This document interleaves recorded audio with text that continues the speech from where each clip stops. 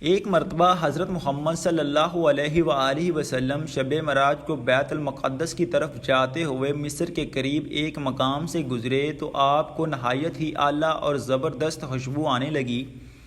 آپ صلی اللہ علیہ وآلہ وسلم نے حضرت جبرائیل سے پوچھا کہ یہ خوشبو کیسی ہے؟ جواب ملا کہ فرعون کی بیٹی کی باندی مشاطہ اور اس کی اولاد کی قبر ہے۔ پھر حضرت جبرائیل علیہ السلام نے اس کا قصہ آپ صلی اللہ علیہ وآلہ وسلم کو بیان کیا کہ مشاطہ فرعون کی بیٹی کی خادمہ تھی اور وہ خفیہ طور پر اسلام لا چکی تھی۔ ایک دن فرعون کی لڑکی کو کنگھی کرتے ہوئے اس کے ہاتھ سے اتفاقاً کنگھی گر گئی اور اٹھانے لگی تو اس کی زبان سے بے ساختہ بسم اللہ نکل گیا۔ اس پر شہزادی نے کہا کہ تو نے آج عجیب کلمہ بولا، رب تو میرے باپ فرعون ہی ہیں، تو پھر تم نے کس کا نام لیا؟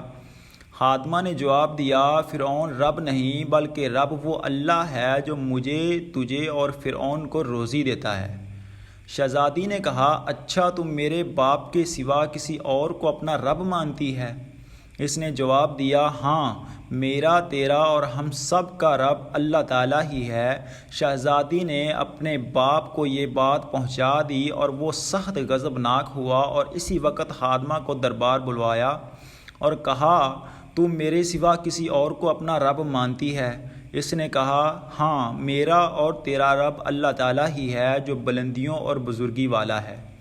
فرعون نے اسی وقت حکم دیا کہ تانبے کی جو گائے بنی ہوئی ہیں اس کو خوب گرم کیا جائے اور جب بالکل آگ جیسی ہو جائیں تو اس کے بچوں کو ایک ایک کر کے اس میں ڈال دیا جائے، آخر میں خود اسے بھی اسی آگ میں ڈال دیا جائے۔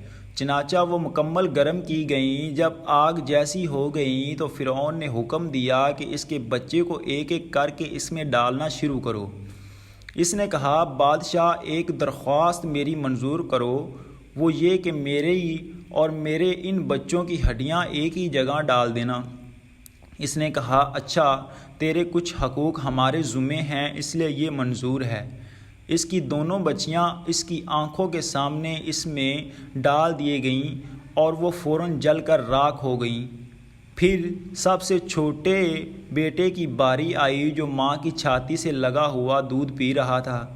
فرعون کے سپاہیوں نے اسے گھسیٹا تو اس نیک بندی کی آنکھوں تلے اندھیرا چھا گیا۔ اللہ تعالیٰ نے اس بچے کو اسی وقت زبان دے دی۔ اس نے بلند آواز میں کہا، اماں جان، افسوس نہ کر اماں جان، ذرا بھی پس و پیش نہ کرو، حق پہ جان دینا ہی سب سے بڑی نیکی ہے۔ چنانچہ انہیں صبر آ گیا اور سب سے چھوٹے بچے کو بھی آگ میں ڈال دیا گیا اور آخر میں ان کی ماں کو بھی اسی آگ میں جلا کر مار دیا گیا۔ یہ خوشبو کی مہک اسی کے جنتی محل سے آ رہی ہے۔